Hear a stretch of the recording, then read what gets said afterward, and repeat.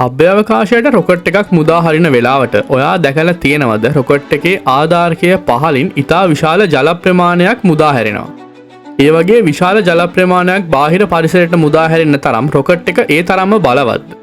ඔන්න අද මම කතා කරන්න යන්නේ අන්න ඒ විදිහට වතුර විශාල ප්‍රමාණයක් මුදා හරින්න තියෙන හේතු ගැන. රොකට් එකක් අහසට මුදා හරින වෙලාවට ඉතා විශාල උෂ්ණත්වයක් සහ ශබ්දයක් ඒ වගේම තමයි ශබ්ද තරංග ෂොක් වේව්ස් මුදා හැරෙනවා.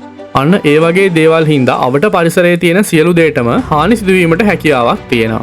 ඒ විදිහට බාහිර පරිසරයට සිද්ධ වෙන්න තියෙන හානිය වළක්වා ගන්න තමයි මෙන්න මේ විදිහට ජලය භාවිතා කරන්නේ. රොකට් එක ගුවන් ගත කරන්න තත්පර කිහිපයකට කලින්ම රොකට් ආධාරකයේ මුල් කොටස වෙත මුදා හරින්න බලාපොරොත්තු වෙන ජලය සියල්ලම වගේ ගෙනල්ලා රැස් කර ගන්නවා.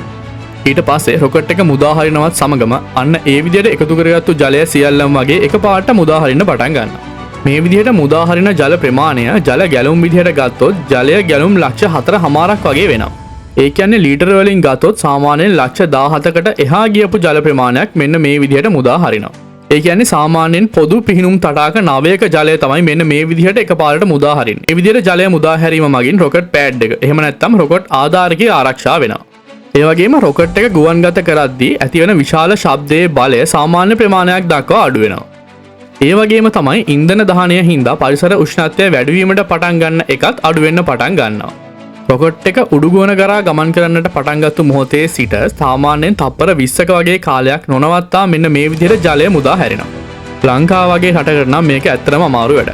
ඉතින් මෙන්න මේ වගේ ලෝකයේ වටේ සිද්ධ වෙන අලුත් අමුතු දේවල් දැනගන්න මගේ channel එක subscribe කරන්නත් අමතක කරන්න එපා.